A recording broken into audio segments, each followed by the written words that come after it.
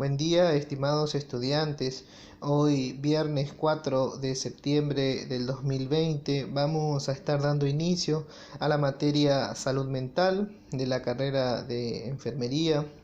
Mi nombre es Gastón Gómez y seré el docente a cargo de esta materia y quien les acompañará hasta la finalización del cursado en la construcción de sus propios conocimientos, ¿sí? Como ya sabemos y es de público conocimiento, el dictado de nuestra materia se va a dictar en forma virtual. Ustedes vendrán manejando la misma sintonía con la cual se han desempeñado en el primer cuatrimestre, pero quizás con muchas otras soltura o con quizás mucho más experiencia acerca de lo que se trata esto de la educación virtual. Por lo tanto, es importante que sigamos con ese ritmo que se han iniciado. Yo sé que ahora se están terminando unas semanas de exámenes. Muchos de ustedes han estado rindiendo exámenes finales. Bueno, estamos todavía en un transcurso de exámenes. Si bien yo también pertenezco, hago docencia en otras carreras de la misma institución, sé que ustedes estuvieron rindiendo la semana anterior, así que bueno, esto es importante y lo menciono porque el aula virtual se ha convertido ahora para nosotros en una herramienta muy valiosa. Por lo tanto, sería de mucho valor que ustedes saquen el máximo porvenir de todas las actividades que sus docentes puedan llegar a publicar o a trabajar con ustedes, ¿sí? Particularmente el campus virtual de la institución Cruz Roja es una de las plataformas que más me gusta. Me siento muy cómodo en ella. Quiero contarles también que voy a ser su docente el año que viene, en tercer año, con la materia Educación en Salud. Y bueno, hago de mi vida mucho ejercicio de la docencia. Me gusta mucho este camino de profesar, de poder enseñar y compartir los conocimientos con otras personas, ¿sí? Nuestra materia está dictada por ejes, así como ustedes han visto en los programas de las distintas asignaturas. Bueno, nuestra materia también tiene 4 ejes. Vamos a empezar a desarrollar, como es de entenderse, el eje número 1, y dentro de esos ejes vamos a ir teniendo temáticas o temas que iremos desarrollando a medida vaya transcurriendo el tiempo y la materia se vaya desarrollando, ¿sí? Tenemos ya pautado las fechas de exámenes, de trabajos integradores que vamos a hacer. Lo que traté de hacer fue ya tener planificado todo, en el sentido de poder armar una planificación y congelarla. ¿Qué quiero decir con esto de congelar? Que el estudiante sepa que vamos a ir trabajando en las distintas fechas que tenemos de acá hasta el 20 de noviembre, que es el día que estaríamos finalizando nuestras actividades. Entonces, como primer trabajo integrador vamos a estar haciendo el día 19 de octubre. El segundo trabajo integrador vamos a estar haciendo el 16 de noviembre. Y ambos trabajos integradores, tanto el primero como el segundo, van a tener una instancia de recuperación de saberes. Esa recuperación de saberes se va a estar llevando a cabo, Dios mediante, el día 17 de noviembre. Luego de esa recuperación de saberes, ya estaríamos pisando la finalización del cuatrimestre, que sería el 20 de noviembre.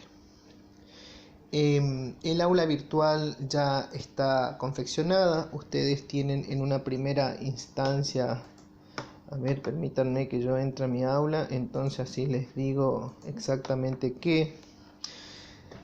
En una primera instancia van a tener el programa de la asignatura. Es importante que ustedes puedan descargar el programa de la asignatura, ya que con ese programa nos vamos a mover durante todo el cursado, ¿sí? El programa de la asignatura, ustedes van a tener los temas que nosotros vamos a desarrollar, va a estar visible los ejes que vamos a tratar, y por eso es importante, porque al estudiante contar con el programa de estudio en mano, o si ustedes los pueden descargar desde su PC o como ustedes se vengan manejando, es la guía que el estudiante tiene de cómo se va a ir dando los distintos procesos en el aprendizaje, ¿sí? También inmediatamente por debajo del programa de la asignatura se van a encontrar con una presentación personal, un foro de presentación personal. Esta presentación en este foro es una instancia obligatoria. Quiero decirles que nosotros vamos a trabajar con actividades obligatorias. ¿Qué quiere decir esto? Que los estudiantes deben presentar en tiempo y forma las actividades que el docente le propone. La presentación del foro va a ser una actividad obligatoria, por lo tanto ustedes se van a tener que presentar en ese foro porque va a ser el primer contacto que yo voy a poder acercarme a ustedes para poder conocer quiénes son, por qué están en la carrera de enfermería y cuál es su situación frente a la materia. Por eso en la presentación personal yo ya me presenté, ustedes van a ir contestando esa presentación y van a ir siguiendo las pautas que ustedes, hay una serie de preguntas que ustedes pueden responder cuando se presentan, como ser sus nombres y sus apellidos, qué esperan de la asignatura, por qué eligieron enfermería, cuáles son sus expectativas para la asignatura, si hay alguna persona que está recursando, generalmente cuenta que está recursando, cuáles son sus expectativas como recursante. Y también una de las condiciones de la presentación personal es que ustedes puedan subir una foto de ustedes, ¿sí?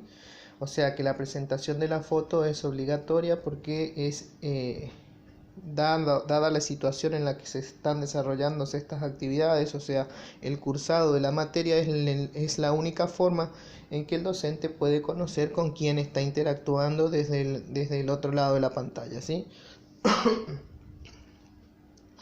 Luego de la presentación personal existe y está por debajo un foro de consultas generales.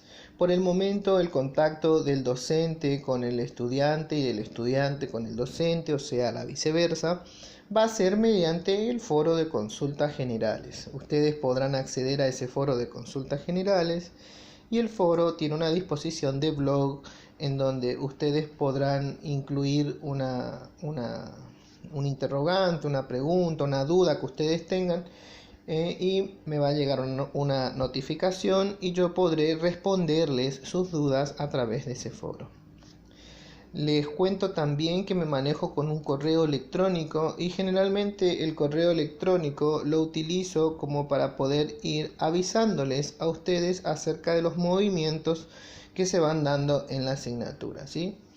El correo electrónico por el momento no va a ser la forma de que ustedes se comuniquen conmigo. Sí, yo podré enviarles a ustedes el correo electrónico porque tengo su dirección de correos electrónicos en el perfil de sus campus virtuales, por lo tanto yo en un momento ahora me detendré a copiar esos correos electrónicos como para poder enviarle un email a ustedes, un email de bienvenida. Y mediante el email nos iremos comunicando de cómo se irá dando el movimiento en la materia, ¿sí? También utilizo el correo electrónico, o sea, estos emails para enviarles a ustedes recordatorios acerca de cuándo puede estar venciendo una materia o un trabajo práctico, perdón, o de cuándo se va acercando los exámenes integradores para que ustedes puedan ir cargando en sus agendas, aquellas personas que utilizan agendas, acerca de las futuras o prontas actividades que se vienen y que ustedes deben tenerlas en cuenta como para poder repasar o sortear alguna situación, ¿sí? Entonces queda claro que la comunicación del docente con el alumno va a ser a través de este foro de consultas generales y no a través del email con el cual el docente se va a comunicar con ustedes con el fin de que podamos tener una mejor comunicación, ¿sí? La mensajería interna del aula también es una forma en la cual ustedes pueden comunicarse conmigo, pero vamos a dejar el uso de la mensajería interna solamente para aquellas cuestiones particulares de los estudiantes que desean que se sepa entre el docente y el estudiante, o sea, una cuestión privada, ¿sí? Todas aquellas cuestiones o dudas referentes a la materia vamos a utilizar el foro. ¿Por qué vamos a utilizar el foro? Porque quizás algunos de sus compañeros puedan leer las preguntas que ustedes hacen y leer las respuestas que yo les hago y aprender de esa situación. Por eso toda aquella cuestión que tenga que ver con la materia lo vamos a resolver en el foro de consultas personales. Aquellas cuestiones más particulares de la materia y que quizás que tenga que ver con algo más particular del estudiante y el profesor, y bueno, nos manejaremos por la mensajería interna del campus virtual, ¿sí? Debajo del foro de consultas generales ustedes se van a encontrar con una cartelera. La cartelera lo único que hace es ir mostrándoles a ustedes la futura actividad en un corto plazo, quizás de una semana o una semana y media, de qué actividades se vienen dentro de una semana o 2 semanas quizás, ¿sí? La cartelera a ustedes les va a mostrar con fecha exacta acerca de qué temas vamos a desarrollar y qué actividades tienen dentro de ese tema, ¿sí? O sea que la cartelera, la función es adelantarle al estudiante qué se viene. Por debajo de la cartelera lo que también hice fue dejarles a ustedes las fechas importantes acerca de los integradores que vamos a tener y que lo cual va a tener una calificación, ¿no? Y esa calificación va a redundar, o sea, va a ser importante como para poder hablar de una regularidad allá cuando finalice la materia, ¿sí? Por lo tanto, tienen también por debajo de esa cartelera esas fechas importantes para que ustedes puedan agendar e ir teniendo un paneo sobre la mesa, ir teniendo todas estas cuestiones, porque yo sé que no es la única materia que ustedes van a estar cursando, sino que al mismo tiempo estarán cursando las otras materias que acompañan al segundo año del segundo semestre de la carrera de enfermería, ¿sí? Por debajo de esta cartelera aparece una leyenda con mis notas. Todas las notas iré publicando debajo de ese apartado. Simplemente lo que puse fue una etiqueta como mis notas, como para poder darle un mejor orden a nuestra aula y que ustedes siempre cuando vean esa imagen sepan que ahí debajo van a estar sus notas, ¿sí? Todo ordenadito como una libreta. Van a tener todas sus calificaciones de las actividades que ustedes van haciendo. Vuelvo a reiterar que las actividades obligatorias ustedes las tienen que presentar, que va a existir una fecha estipulada por el docente, una hora de vencimiento en el cual ustedes van a tener que presentar esas actividades. Van a tener tiempo para hacerlos, no van a hacer una actividad que dure 24 horas, sino quizás tengan sus 3 o 4 días para poder hacerlo. Y de tal forma que ustedes se organicen en su tiempo, quizás algunas actividades sean de forma individual o otras actividades sean en forma grupal, ¿sí? Cuando sea en forma grupal, el profesor le va a dar a conocer a ustedes con quiénes ustedes van a trabajar. Si el docente no les dice que es de forma grupal, se sobreentiende que la actividad es individual.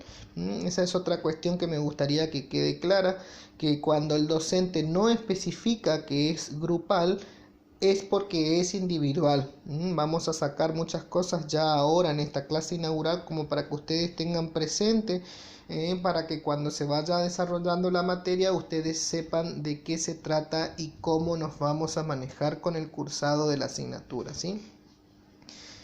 Inmediatamente después de las notas ustedes van a ir viendo a medida que avanza el tiempo el eje 1, en este caso el eje 1 es el comportamiento humano, y los temas que incluye el eje 1 y que voy a ir habilitando, o sea, haciéndoles visible a ustedes a medida que avanza la materia.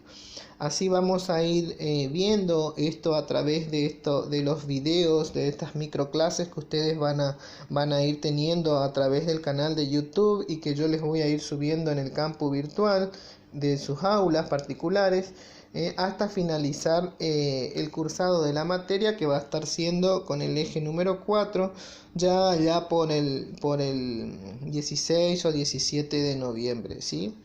Al finalizar el aula y cuando ustedes vayan bajando van a encontrarse con un título que dice: a demostrar todo lo que aprendí e inmediatamente por debajo de eso aparece la palabra integradores. Ese va a ser el espacio en donde van a estar disponibles los cuestionarios de los ejes integradores, las fechas correspondientes que le he nombrado. Esto les voy contando solo para que nosotros podamos ubicarnos dentro del aula virtual en una organización lineal acerca de dónde ustedes van a encontrar el foro de presentación personal, el foro de consulta personal. Van a encontrarse con el programa de la materia primeramente, luego va a estar la cartelera que les va a ir diciendo a ustedes cómo va a ir avanzando la materia en un tiempo de 2 semanas a posteriori de lo que vamos dando. Van a aparecer inmediatamente por debajo los ejes y los temas que se van desarrollando con sus respectivas fechas, y que por debajo del aula va a aparecer la imagen de integrador, y que justamente cuando llegue la fecha del integrador, ahí en ese lugar se va a estar haciendo visible el examen, el integrador o la propuesta que el docente tenga para evaluarlo, ¿sí? Inmediatamente debajo de eso va a aparecer una leyenda que dice cierre de la asignatura, y va a haber una encuesta de satisfacción del estudiante allá tipo 19 de noviembre cuando finalice la materia, y luego cuando se publiquen las regularidades va a estar el PDF subido en donde dice condición frente a la materia. Esta es una forma de darle una ubicación para que todos los estudiantes sepan de cómo está distribuido al menos mi aula. En teoría tendrían que ser todas iguales, pero bueno, cada docente irá mostrándoles a ustedes cómo el docente quiere que se manejen dentro de su aula. Quiero dejar en claros otras cuestiones. Me gusta mucho que el estudiante sea aplicado en el sentido de que demuestre interés por la asignatura. Soy de un docente que está convencido que el estudiante que pone esfuerzo, esmero y estudio, horas de lectura, es el estudiante que en muy corto tiempo se hace exitoso, porque tiene consigo arraigado eso que es tan bueno cuando uno es estudiante, que es estudiar, que es leer, que es preocuparse, que es resolver incógnitas, que es preguntar cuando se desconoce, que es aprender con el otro, que es aprender con uno mismo, que es construir tu propio conocimiento, y que a la larga el ejercicio de todas estas actividades no tienen otro resultado más que el éxito. ¿Qué quiero decir con esto? Que en la medida que ustedes dediquen esfuerzo a cada una de las asignaturas que están cursando, que ustedes puedan hacer una lectura comprensiva de aquello que están leyendo, y que no solamente poder hacer una lectura comprensiva, sino que además de esa lectura comprensiva ustedes puedan hacer una relación de los temas que ustedes están leyendo, ustedes están estudiando de una forma excelente. Otra cuestión es que el estudiante superior, como son ustedes, recuerden que ustedes son estudiantes de nivel avanzado. Estar en una institución superior, en un instituto superior de educación como es la Cruz Roja, el instituto a donde pertenecemos, es un instituto prestigioso y de alto nivel académico, y esto quiere decir que el estudiante de un instituto superior es un estudiante hiperlector. ¿Qué quiere decir hiperlector? Que debe leer mucho y que debe buscar fuentes fiables de información. El estudiante ya debe formarse cuando estudia enfermería a poder reconocer cuáles páginas son seguras para la lectura y cuál contenido es de rigor científico, porque justamente nuestra carrera se caracteriza por ser una profesión que se maneja bajo el rigor científico. Pondera la investigación y a muchas leyes del conocimiento científico que hacen propio a nuestra profesión. ¿Qué quiero decir con esto? Que las clases que yo doy van a ser siempre así como ustedes están viendo ahora sus pantallas, en donde va a decir el eje, el nombre del eje y el tema que vamos a abordar en esa microclase, y que va a estar en el aula material de complementación o de ampliación de la lectura pero no van a tener el PDF o el PowerPoint, ese que el estudiante adora, porque después resulta ser que para la hora del examen se queda solo con ese PowerPoint que el docente le sube, y el estudiante se crea una falsa idea de que solamente es eso lo que va a entrar en el examen y de que es eso lo que existe de la materia. Y esa es una falsación. Es una falsación porque el PowerPoint es una guía que le sirve al docente para dar su clase y no es una guía que le sirva al estudiante para poder aprobar una materia. El estudiante tiene que leer libros. El estudiante tiene que leer ensayos, informes científicos disponibles en páginas científicas seguras que existen en Google, en bibliotecas virtuales donde existen una amplia gama de conocimientos, de exposición de conocimiento científico, de exposición de bibliografía de libros virtuales, de ensayos, de revistas científicas, de informes científicos, de tesis hechas por otros estudiosos, en el cual ustedes deben acecharse, en el cual ustedes deben apropiarse de esas lecturas para poder ser un estudiante superior. De todas formas, yo lo que voy a hacer es guiarles a ustedes y darles el material en el cual ustedes van a leer, sugerirles líneas de lectura para que ustedes no se pierdan tampoco, ¿sí? Obviamente que van a estar siempre acompañados conmigo, pero que lo importante es que yo quiero que ustedes sepan que yo les voy a acompañar, pero les voy a exigir. Y que conmigo van a tener que sentarse a leer, porque ya les tengo preparados libros virtuales para que ustedes puedan leer. El libro que yo manejo en salud mental se llama Salud Mental, Enfermería Psiquiátrica, de Julio Boves García, pero también vamos a trabajar con otros libros virtuales que están en la biblioteca virtual de enfermería, y va a ser una de lo que ustedes quizás tengan que descargar, que es el libro de Enfermería Psiquiátrica de José Luis Galeana Roch, que está en la biblioteca virtual de enfermería. Yo ya voy a ver cómo nos manejamos o cómo ustedes se manejan, pero si ustedes tienen acceso a la biblioteca virtual de enfermería a través del Drive, ustedes lo que pueden hacer es descargarse el libro de José Luis Galeana y ya con eso tienen el material como para poder ir leyendo, ¿sí? Los materiales que yo les voy a sugerir como lectura ampliatoria van a estar subidos en el aula. El aula va a tener una secuenciación en donde ustedes van a tener la microclase que estamos grabando ahora en este momento, por las cuales nos estamos comunicando. Van a tener la lectura obligatoria y la lectura ampliatoria del tema que estamos tratando, que vamos a tratar, y por debajo va a haber quizás en algunos ejes una actividad obligatoria la cual ustedes tienen que presentar en un determinado tiempo y en una determinada hora, ¿sí?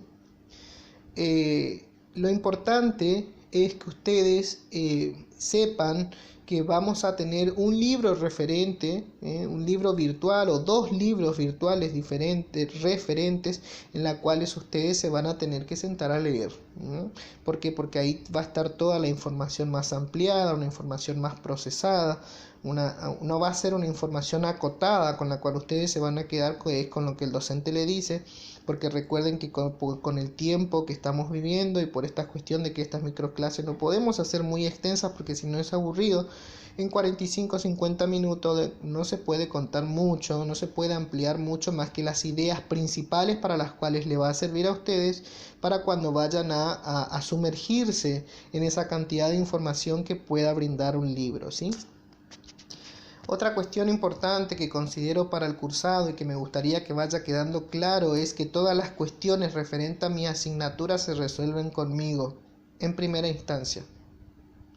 Si yo no les resuelvo el problema, acudirán al director de la carrera. Si el director no puede resolverles, acudirán al rector o al ministro de Educación o al presidente de la Nación. No sé cómo será el transcurso o el camino que ustedes recorrerán, pero me gustaría que siempre cualquier cuestión referente a mi materia lo resolvamos juntos. Porque las personas se entienden hablando. Las personas se comprenden y se comunican hablando. Entonces vamos a comunicarnos nosotros y vamos a tratar de resolver todos los problemas. ¿Mm? Eso es importante que ustedes sepan ahora, siendo estudiantes, que existe una línea jerárquica por el cual el ser humano se maneja y que es importante que ustedes lo comprendan ahora, porque ahora ustedes están siendo formados para poder hacer el día de mañana un profesional de calidad, un profesional con mucho valor y valores, el cual sabe que cuando trabaja tiene una línea jerárquica que respetar, que en primera instancia está su jefe de servicio, el enfermero jefe del servicio, que es con quien tiene que resolver el problema, que en una segunda línea está el jefe del departamento de enfermería con quien va a resolver si el jefe no le resuelve su problema, y que después irá a resolver con el director del hospital si es que ninguna de las otras líneas jerárquicas anteriores ha podido resolver su problema. Y no va a ser la enfermera que cuando tenga un problema vaya y habla directamente con el director del hospital, porque ella cree que va a conseguir todo por ese medio y obvia la línea de su jefe, en donde quizás su jefe tenía una buena respuesta o una buena salida para la situación problema que ella iba a plantear. Así que si hay una de las cuestiones que me molesta mucho es aquel alumno que directamente va y charla con el director, el rector o el ministro antes que conmigo, que me considero una persona muy abierta, muy tratable como para poder resolver ciertos problemas. Soy un docente convencido de que los valores se están perdiendo y que muchos de los valores son los que van a convertir al mundo en algo mejor. Entonces, empecemos a forjar estos valores, y estos valores incluyen el respeto, estos valores incluyen la comprensión, la compasión, la honestidad, la lealtad, la buena forma de comunicarse, los modales, el saludo, la empatía que tanto hablamos en enfermería y que no lo hacemos. Todos estos valores son importantísimos para la profesión de enfermería y ustedes ahora se están formando para que el día de mañana puedan poner en juego todos estos valores a la hora de poder tratar o devolverle la salud a sus pacientes, a sus enfermos, de cual ustedes van a bregar, van a cuidar con mucho esmero, con mucha pasión, porque es la profesión que ustedes han elegido. Otra cosa importante que considero muy importante, que quizás a veces me voy a extremo, es que el estudiante debe aprender a comunicarse, que el estudiante debe escribir sin errores, porque el estudiante superior se supone que no debe tener errores de ortografía, así que por favor, si es que me cuesta un poco la escritura, estudiaré con un diccionario o en un diccionario virtual, pero por favor cuiden esos aspectos de la lectura. Las abreviaturas que hacen de escuela secundaria ya en este nivel no va, porque ustedes son estudiantes del nivel superior.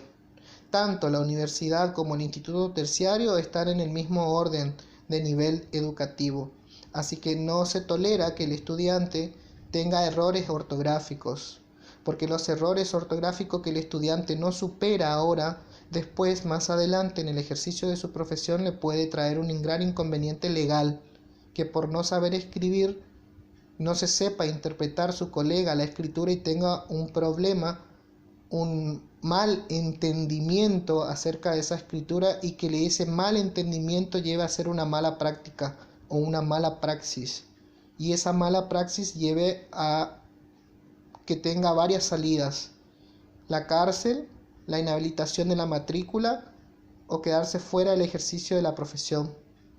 Entonces el estudiante debe tener buena ortografía y también buena caligrafía, que es lo que ahora yo no voy a poder ver como ustedes escriben, porque nos vamos a manejar a través de la computadora. La otra cuestión es las fotos de perfiles. Me voy a tomar una semana después que inicia todo esto para poder controlar. Ya en este momento tengo identificado a 27 de los estudiantes que sus fotos de perfiles no están en condiciones. Entonces, uno de los requisitos para estar en mi aula, en mi materia al menos, es que ustedes tengan una foto de perfil de sus rostros. O sea que van a tener un tiempo prudencial de una semana quizás para que estas 27 personas que hoy las identifiqué puedan cambiar esa imagen que tienen. Algunos no tienen imágenes, bueno, tendrán que buscar, otros tienen otras imágenes que no es de su rostro, otros tienen una imagen de su cuerpo que no es el rostro, o sea, van a buscar una imagen adecuada para el perfil que es el de sus rostros. Eso también va a ser otro requisito fundamental para que podamos conocernos. Y recuerden que como nosotros no nos vemos en la presencialidad, si a mí me dicen Marta González, yo no tengo una ideación de quién es Marta González hasta que entra al campus virtual y vea su rostrito, su fotito ahí en el circulito, y yo así voy identificando a las personas como es la única forma que tenemos para vernos. Así que eso va a ser obligatorio. Bueno, creo que les conté cómo nos vamos a manejar, entonces cómo va a ser en principio esto, cuáles son los requisitos que voy a tener en cuenta, que ustedes se tienen que ajustar, que ustedes ya saben. Ahora ya les hice conocimiento, o sea que me gustaría que eso perdure en el transcurso de la materia. Y como inicio dice que nosotros hoy vamos a estar viendo acerca de la historia de la psiquiatría como una ciencia.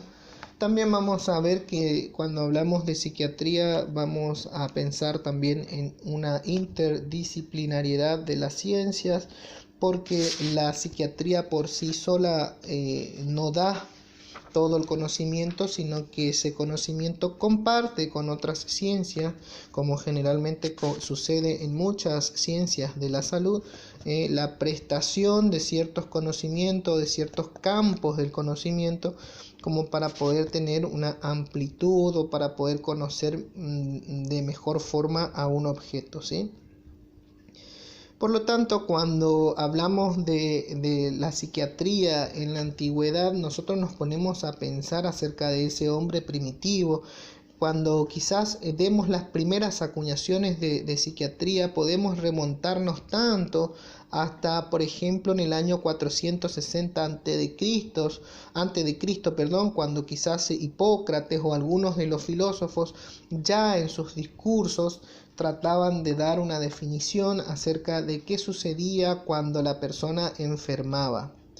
Y de hecho que ustedes del ingreso a sus carreras han podido estudiar, y todos sabemos que había una disrupción entre lo que era antes de lo que se concebía a lo que es enfermar, a la concepción que tenemos nosotros en la actualidad acerca de qué es estar enfermo. Por lo tanto, ese hombre primitivo, esa civilización antigua, contemplaron siempre a la enfermedad como algo mitológico, ¿sí? Estuvo inmerso mucho la creencia, estuvo inmerso mucho lo religioso, y fue estas cuestiones culturales a la cual asignaron que cuando un sujeto perdía ese estado de salud, se debía quizás a lo demoníaco, quizás a la influencia de un alma, quizás a algo que tenga que ver con un castigo de un dios, con todas estas cuestiones que decían que el sujeto enfermaba cuando le sucedían o le acontecían estas situaciones, ¿sí? Entonces, ya en ese entonces, cuando la historia plantea esto de que nosotros enfermamos porque se nos apodera un espíritu, porque tenemos la posesión demoníaca de algo, era cuando se hacía una subdivisión de lo corpóreo y de lo que es alma, propiamente dicho. Podíamos dividir a un sujeto en unicidad, como es la persona, a algo corpóreo y a un alma que acompañaba a ese corpóreo, a ese cuerpo material, por así decirlo, ¿sí? Estas fueron las dos grandes cuestiones por la cual siempre se marcó cuando se estudia a la enfermedad, porque si nos remontamos a la historia fue estas cuestiones mitológicas, religiosas, culturales. Si ya volvemos al presente, vamos a ver que la concepción cambia, pero que hubieron ciertas cuestiones tan importantes como diálogos. Por ejemplo, Hipócrates, que fue uno de los primeros que expresó que justamente esta noción de enfermedad en su corpus Hippocratum, que lo llamó, era que la causa biológica de las enfermedades y de los tipos de enfermedades que habían en ese entonces eran las temperamentales. y que estaban basadas en los humores corporales. Por eso es que Hipócrates, al dar esa definición, rompe con esa cuestión de que uno enfermaba porque había una posesión demoníaca, sino que ahora él unifica un poco más y hace sentir que la enfermedad ya era una cuestión de la biología y no era una cuestión de lo mitológico.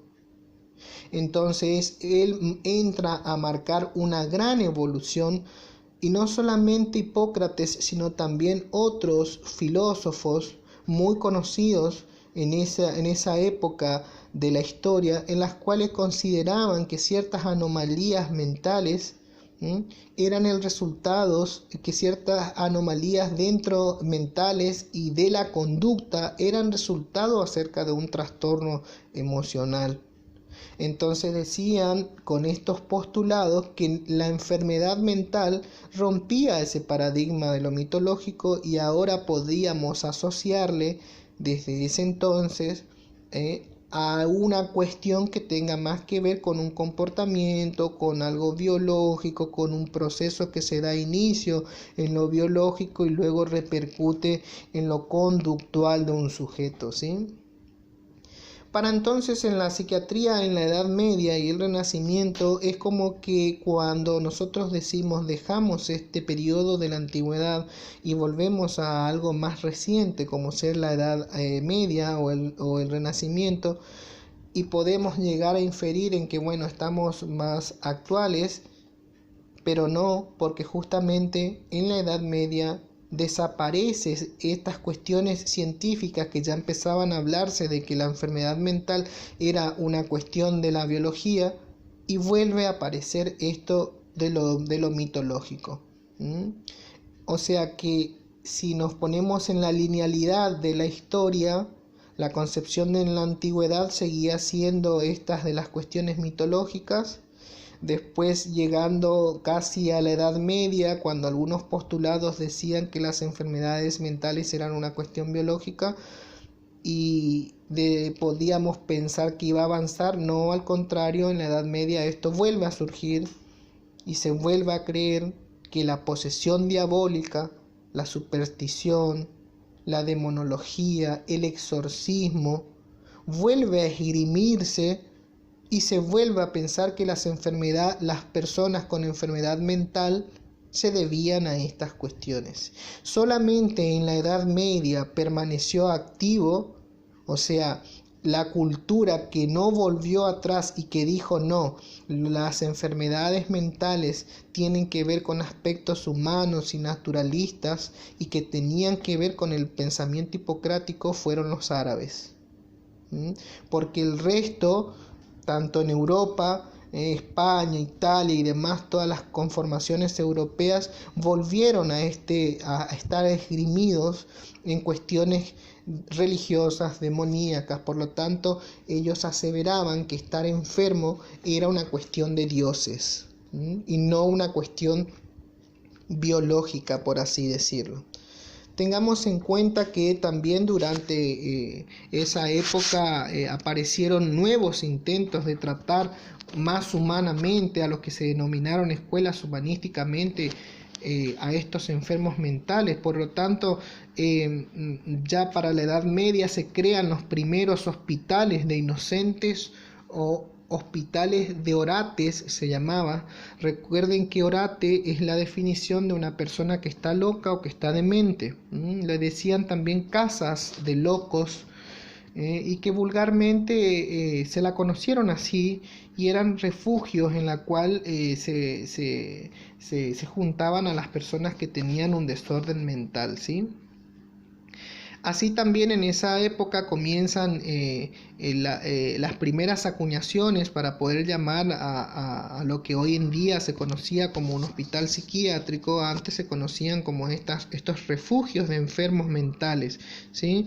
Existen distintos personajes que en ese momento formaron un hito, porque han sido los que primero forjaron o crearon, por así decirlo, instituciones que podían cuidar cuidar a estas personas con enfermedad mental. Entre eso está Gelabert Joffre, que fue uno de los cristianos que más se lanzó a la creación de esa fundación para estos enfermos, estos primeros nosocomios, por así decirlo, que fue allá por el 1400, más o menos, el año 1400, ¿sí? También podemos decir que dentro de la evolución de estos nosocomios en Europa, por ejemplo, el francés Pinel recién fue el que creó para 1826, y vean la gran diferencia entre Joffre allá por 1400 a el francés Pinel acá por 1826, que es cuando primeramente en Francia aparece el establecimiento psiquiátrico, o por así decirlo un nosocomio de salud mental o de psiquiatría para enfermos mentales.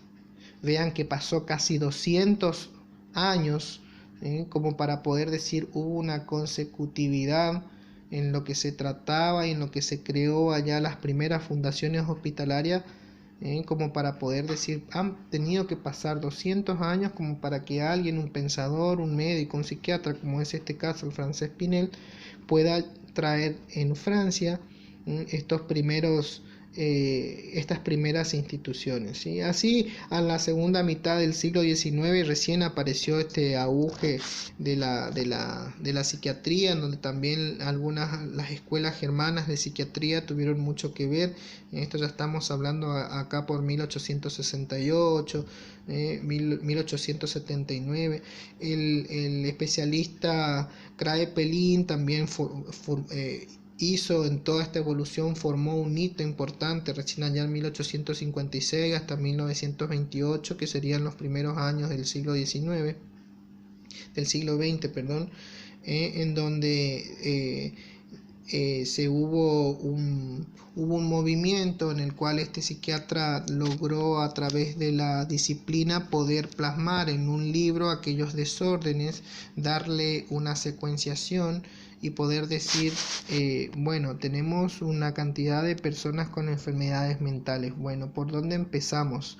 ¿Qué características conductuales o qué características físicas, fisiológicas, anatómicas tienen o similitudes tienen, como para poder darle un orden o una lógica? Entonces este médico lo que hace es la primera creación de un tratado de psiquiatría. Su libro Tratado de Psiquiatría fue el primer registro que tuvo la salud mental y la psiquiatría en cuanto a poder darle una clasificación a un enfermo mental.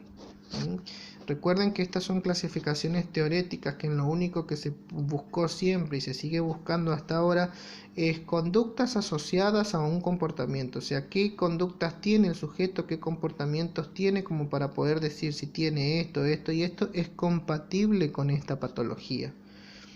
Que es el manual de los desórdenes mentales, con el que ustedes van a contar ahora, o que quizás ustedes puedan descargarlo y ver que virtualmente el manual de los desórdenes mentales trabajan por esas categorías, en las cuales existen pautas que un sujeto debe reunir como para poder hablar de un diagnóstico. Entonces este especialista, Kraepelin, fue ya el que primero habló en su libro acerca de un tratado de psiquiatría, y que influyen hasta ahora inclusive en que debe ser una organización del pensamiento contemporáneo, del pensamiento que se dio en ese momento, como para poder darle un orden dentro de las patologías psiquiátricas que todos conocemos, ¿sí? Entonces, así podemos decir que la psiquiatría es una de las ciencias que estudia la manifestación, que estudia la etiología, la patología de las enfermedades mentales, que estudia también o trata acerca de su prevención, que trata acerca del tratamiento, que trata acerca de la organización asistencial médica que pueda llegarse a dar en cuestión a la relación del enfermo y el médico, ¿sí? La psiquiatría es una parte de la medicina, eso te debe quedar claro, es una parte del estudio de la medicina, de la disciplina médica, y que estudia justamente a estas manifestaciones de la conducta, ¿sí? También es importante saber lo que la psiquiatría tiene una estrecha relación con la patología médica general, con la neurología, con la psicología y la sociología. Cuando hoy yo les contaba a ustedes que existe una complementariedad de las ciencias, la estamos viendo acá. Porque acá vemos cómo la psiquiatría se vale de otras ciencias para poder definir el contexto.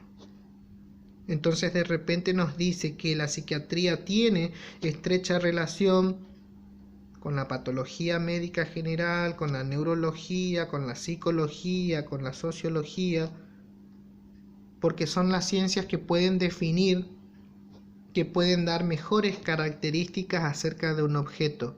Y ese objeto es el hombre. Pero la psicología y la psiquiatría lo mira a ese objeto hombre acerca de sus conductas y comportamientos. Por eso es importante la interdisciplinariedad de las ciencias. Entonces todas estas diferencian claramente la psiquiatría, pero a su vez todas mantienen importantes conexiones con el cuerpo doctrinal de la psiquiatría, y que tiene que ver con modelos psicopatológicos muy de diversas naturalezas. Por ejemplo, en la patología médica y la neurología son las ciencias que dan el fundamento del modelo orgánico, acerca de lo orgánico o fisiológico que le acontece al hombre enfermo mental. La psicología tiene también sus propios modelos, y quizás esos modelos sean los conductistas, los intrapsíquicos, que dan su fundamento acerca de la conducta de ese hombre. Y la sociología, por su parte, también tiene sus modelos sociológicos. De esta forma, y a partir de estos conocimientos que esta ciencia dan, la psiquiatría se acrisola acerca de la rama y se puede decir que es una rama directa del saber científico. Entonces vimos cómo a través de la historia el concepto de psiquiatría se originó. Dijimos también que esta psiquiatría tenía una interdisciplinariedad con las ciencias. Hablamos acerca de las concepciones que han tenido las personas o estos grandes pensadores acerca del enfermar. Definimos a la psiquiatría como una ciencia de la medicina, pero ahora también tenemos que ver acerca de la psicología, por su estrecha relación como una ciencia interdisciplinaria de la psiquiatría. Entonces, la psicología por lo pronto ya debemos saber que también es una ciencia con un cuerpo de conocimientos propios y que trata del estudio y el análisis de la conducta de estos procesos mentales que tienen las personas, que tienen los grupos humanos en distintas situaciones. Eso hace al estudio de la psicología. Eso hace al quehacer de la producción científica, de conocimiento científico que busca la psicología. Tanto para poder demostrar en la investigación científica, tanto como para poder hacer docencia y enseñar acerca de esos nuevos conocimientos que puedan servir en lo laboral de la profesión de un psicólogo, por ejemplo.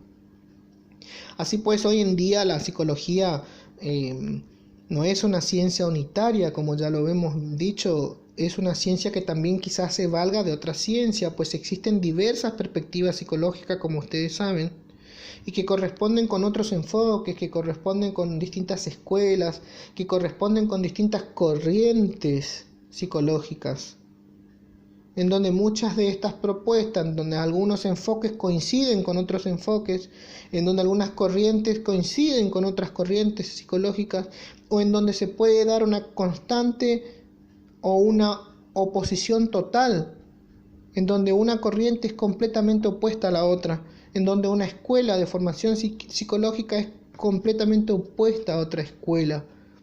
Y esto también hace al quehacer y hace al conocimiento científico propio de la ciencia porque ayuda a que una visión opuesta pueda encontrar quizás soluciones a una problemática en concreta. Esta variedad, estas múltiples acepciones o estos múltiples abordajes hace que todas las ciencias crezcan. Tanto como, por ejemplo, en el enfoque humanístico se considera que el método científico no es adecuado para investigar a la conducta. Pero en su contraparte, por ejemplo, el conductismo sí. El conductismo dice que para el comportamiento es importante observar para poder ser objetivamente, como para poder medir algo. Entonces vemos dos contrapartes. Cómo es que para el método científico no es adecuado para la investigación de la conducta, pero a su vez el conductismo dice que emplea estos comportamientos y que estos comportamientos deben ser observables. El conocimiento en la psicología también varía mucho. Hoy en día, como ustedes sabrán, existen no solamente diferentes escuelas, sino que también la psicología ha avanzado, se ha puesto en distintas facetas, ha logrado luego del avance de su propia ciencia, ¿no? En las últimas décadas los psicólogos también están siendo siempre están siempre en cuestiones que tengan que ver con el desarrollo infantil, que tengan que ver con el envejecimiento, que tengan que ver con el deporte, que tengan que ver con los medios de comunicación. O sea, la psicología no solamente está inmensamente estrecha en lo que tenga que ver en la valoración de la conducta de un sujeto, sino que también está inmersa en otras cuestiones que hace a la ciencia. Por ejemplo, si hablamos de la psicología educativa, cómo a la psicología le interesa de cómo el niño aprende. O si hablamos de la psicología del desarrollo infantil, cómo a la psicología como ciencia le interesa cómo se va dando ese desarrollo infantil o cómo va pasando a través del sujeto, a través del tiempo, va dando sus distintos desarrollos y etapas con sus conductas respectivas. De esa misma forma podríamos hablar acerca de la consultoría clínica, podemos referirnos a una consultoría de educación, a una psicopedagogía. O sea que vemos que como ciencia se dedica a la investigación y que muchos que practican la ciencia de la psicología están inmersos a la producción del conocimiento científico, o sea que es investigar, u otros simplemente están en ese plano que es la clínica, que es el consultorio, pero siempre todo con temas relacionados al comportamiento del pensamiento humano. Cuando hoy decíamos que la psicología como ciencia, que la psicología era una ciencia que le interesaba el análisis de la conducta, de los procesos mentales, tenemos que dejar en claro que un proceso mental es el conjunto de las capacidades cognitivas que engloban a estos procesos. Por lo tanto, cuando nosotros decimos procesos mentales, nos estamos refiriendo a la percepción, a la forma de pensar, a la forma de conciencia, a la memoria, a la imaginación. Esos son procesos mentales. Y cuando decimos que le interesa la conducta también se llama comportamiento. Y en psicología, la conducta se define como el conjunto de respuestas. Un conjunto de respuestas que ya sea bien por la presencia o por la ausencia de algo, pero que la persona presenta en una relación con su entorno. Eso es conducta. Y estas respuestas que se dan, que pueden ser conscientes o pueden ser no conscientes, pueden ser voluntarias o no voluntarias, y que obviamente tienen que ver con las circunstancias que afecten al sujeto. Eso es la conducta. Entonces vemos cómo estas dos categorías, entre lo que el sujeto tiene como comportamiento, ese conjunto de respuesta que él hace, inmersos en un proceso mental, en un conjunto de estas capacidades cognitivas que engloban al sujeto cuando él hace algo. Eso es hablar del objeto de estudio de la psicología. Bueno, esto fue Entonces los primeros acercamientos acerca de la historia de la psiquiatría como su evolución como ciencia, y vimos también a la psicología como una de las ciencias complementarias que ayudan al quehacer propio de la ciencia psiquiátrica, ¿sí? Entonces, chicos, vamos a ver, estamos en 54 minutos. Es importante que ustedes ahora como primera clase inaugural, bueno, primeramente y nuevamente, mejor dicho, les voy a dar la bienvenida, como les dije hoy.